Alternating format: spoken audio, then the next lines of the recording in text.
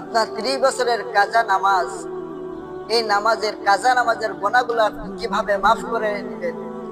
আপনার 15 বছর 16 বছর বয়সে আপনি বালেগ হয়ে গেছেন, এরপরেও আপনার উপরে নামাজ ফরজ হওয়ার পরেও আপনি নামাজ পড়েন নাই। এই নামাজগুলো কিভাবে আপনি এই কাজা নামাজের গোনাগুলো মাফ করে নেবেন? এই দোয়াটা যদি আমি জানতে পারি, তাহলে অবশ্যই আমাদের গোনাগুলোকে আমরা মাফ করে নিতে পারবো ভাই।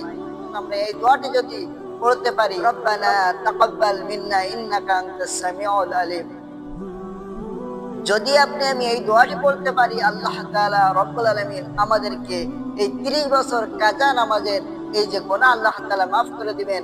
ভাই কিয়ামতের দিন সর্বপ্রথম কিন্তু সালাতের হিসাব হইবে। আউয়ালু মা ইউহাসাবু বিহিল আবদু ইয়াওমাল কিয়ামাতি সালাত, প্রথম নামাজের হিসাব হইবে ভাই।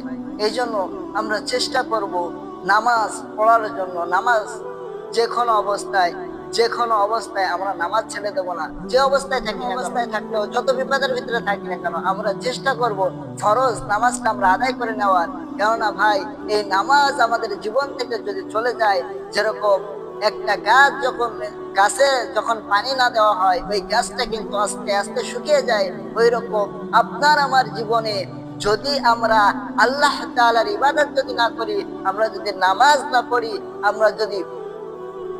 না পড়ি, ওই রকম আমাদের ভিতর থেকে আল্লাহ যেরকম একটা গাছ থেকে ওই গাছের গোড়ায় পানি না দেওয়ার কারণে ওই গাছটা যেরকম তার গাছ থেকে একটা ডাল থেকে একটা করে পাতা ঝরে ঝরে পড়ে, ওই রকম আমরা যদি আল্লাহ তাআলার নামাজ না পড়ি, আল্লাহ তাআলার গুণগান যদি আমরা না করি ভাই, নামাজ যদি আমরা না পড়ি, ওই রকম ওই গাছের মতো আমাদের জীবন থেকে আল্লাহর রহমত এরকম ঝরে ঝরে পড়ে যাবে ভাই।